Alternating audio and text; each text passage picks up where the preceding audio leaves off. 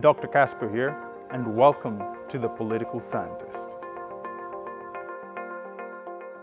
Hi there, this is Dr. Casper with The Political Scientist. Now I want to talk about my thoughts about what will happen next. I gave a summary in another video on state control and what happens next, but I want to give a quick summary of my thoughts.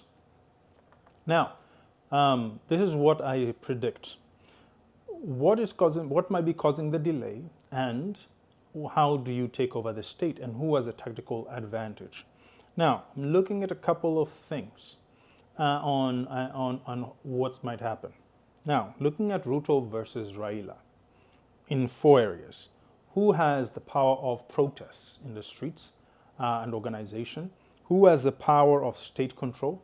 Who has the power of state security systems? All right, and what it may be the outcome of what each one is looking for. Now, my last video, I've already given my thoughts. I believe Ruto will edge in this election and take it. But if he edges, does he have the ability to take over? Now, if you want to know my thoughts about the court, the Supreme Court and the Supreme Court decision, I have a video on the Supreme Court and Supreme Court decision. Please check it out in my video selection. Now, on protests, I think this is Raila's bread and butter. He has enough experience as an opposition leader.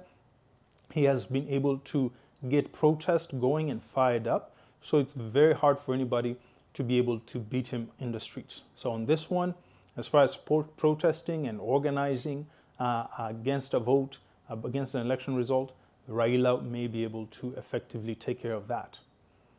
When it comes to the second thing, which is state control, I assert that for the first time in his political career, Raila not only is the master of protest and the streets, he is now the master of government, because he has a state regime behind him.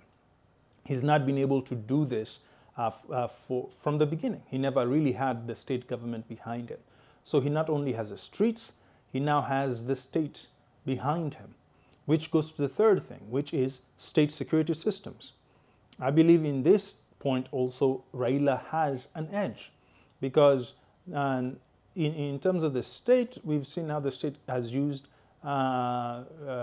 militarized situations. For example, the NMS from the NMC. In other words, the state government and the security systems tend to be on the side of Raila, of his relationship with Uhuru. So in this sense, Raila again has the edge. So in terms of what might happen, I think if my predictions do come as I said, Ruto has to have decisive, creative ways to circumvent the destabilization of the state. He has to figure out how to take the seat of government of whether he wins the election. All right, and so that is going to be a very hard thing for him.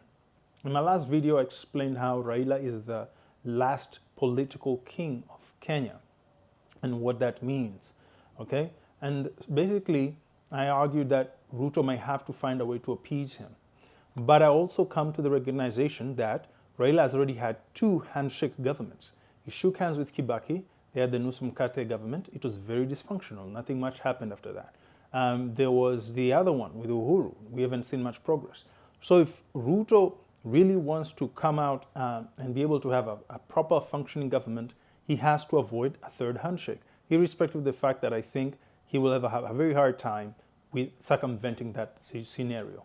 So he needs his back room, right? He needs his kitchen cabinet to work overnight to figure out how to circumvent and take state control. On the other hand, Azimio, I believe, may be reading the letters on the wall that say the end is very near. And this might be what is delaying us knowing the results. And so in this case, it's in their best interest to first find ways to argue that the IEBC has technicalities, irregularities, and the rest, because you have to show that in order to take them to court, in order to try and nullify the elections.